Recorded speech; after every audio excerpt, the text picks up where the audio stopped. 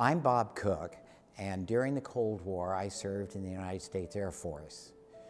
My first operational assignment was at Rhein-Main Air Force Base, which was located near Frankfurt in West Germany. During the what we call the Cold War era, I was going to college in Northern California, at California State University in Chico, California. And that's during the time when they kept the draft still active, where they were drafting people for service at Vietnam. And I lost my student deferment because I was working so many hours that my classes dropped down. And they changed my draft classification to 1A, which means you're on the bubble. So I decided to be proactive. So I went down, joined the Air Force, and this was in February '65. And I went down to basic training in Texas, and they gave what they call a language aptitude test.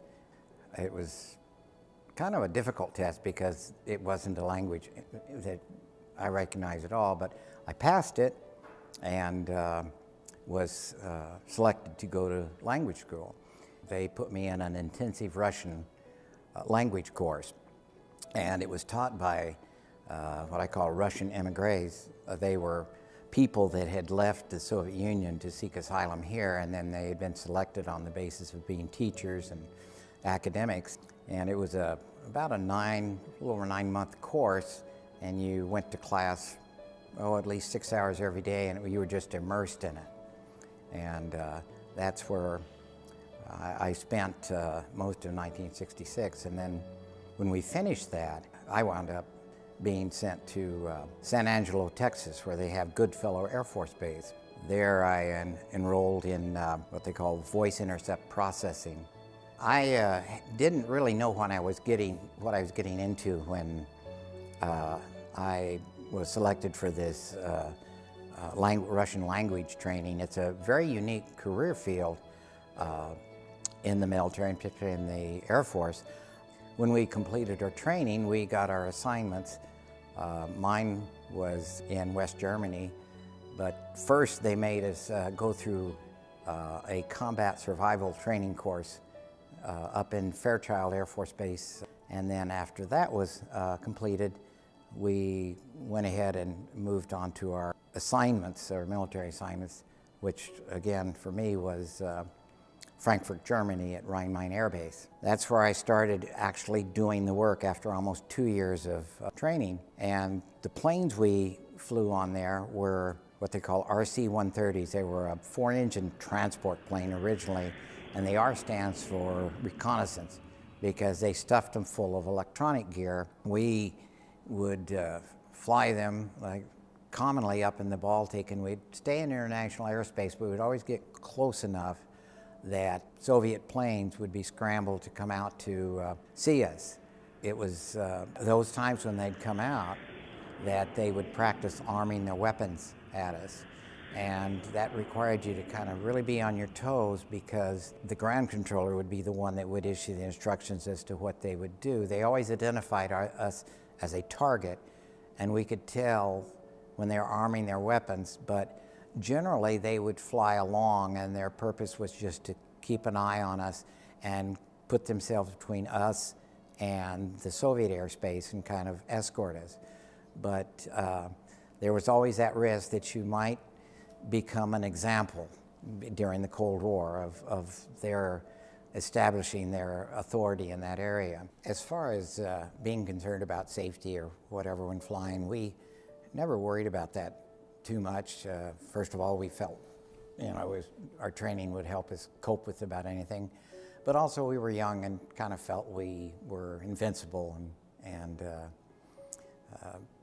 nothing really serious could happen. I can remember one interesting episode was during 1967 when they had the 6-day war, as they called it in that time, and it was Arabic-Israeli conflict that lasted approximately 6 days. As soon as that broke out, it didn't matter if we understood Arabic or Israeli, they were trying to capture as much as they could and stay on top of it.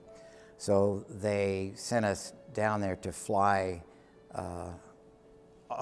near that area where the conflict was happening, although we were over international waters. But I can remember going down there and being trained in Russian. I had no understanding of Arabic, but I could hear a countdown of a missile launch.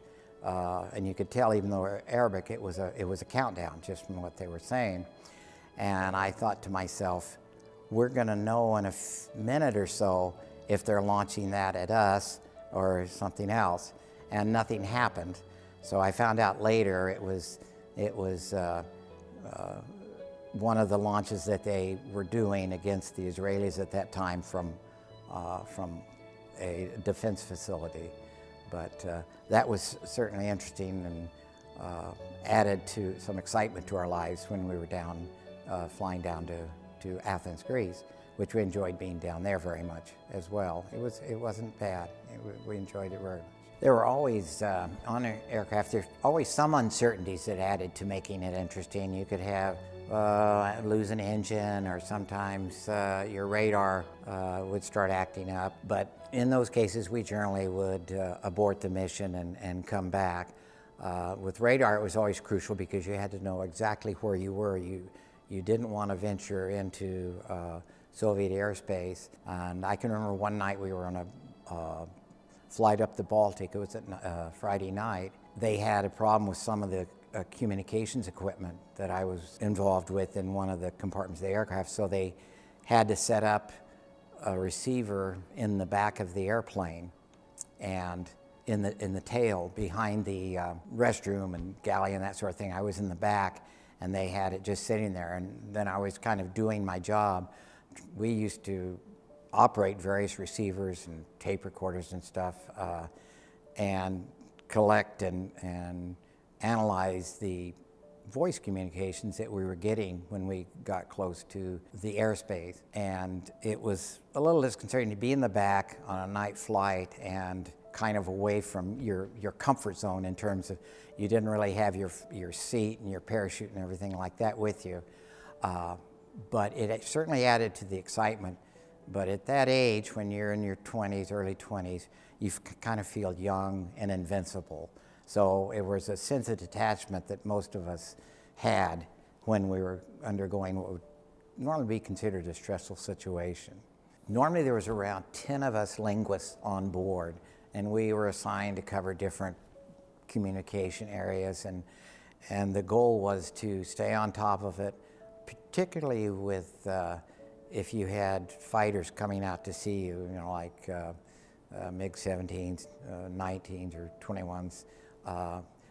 You had to stay on top of that to make sure you knew what they were doing. But all in all, we had a front-end crew of like four to six, including the people the aircraft maintenance technicians. We weren't in our flight suits. We didn't carry any rank. We didn't have any personal identification. We normally had just our dog tags, and we were not allowed to, talk much about it. Certainly could not take pictures inside the aircraft or talk about what we were doing. We would have sometimes our TDY orders, and ironically on the orders it would say perform aircrew duties, but then also show our security classifications for the mission, which was top secret. And so it didn't take much to put two and two together that normal aircrew duties and top secret involve some sort of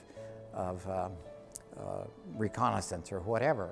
One of the things that the Air Force was very good about was recognizing the circumstances we flew under. And so I know during my tour, I was awarded a couple of air medals, and it's pretty much customary. I think others got more than I did, perhaps, for that example. But it was one way they had of recognizing the kind of work that we did.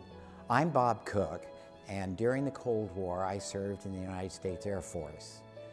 My first operational assignment was at Rhein-Main Air Force Base, which was located near Frankfurt in West Germany. My second assignment in the Air Force was with Offutt Air Force Base in Omaha, Nebraska, and I remained there until my tour of duty ended and I was discharged.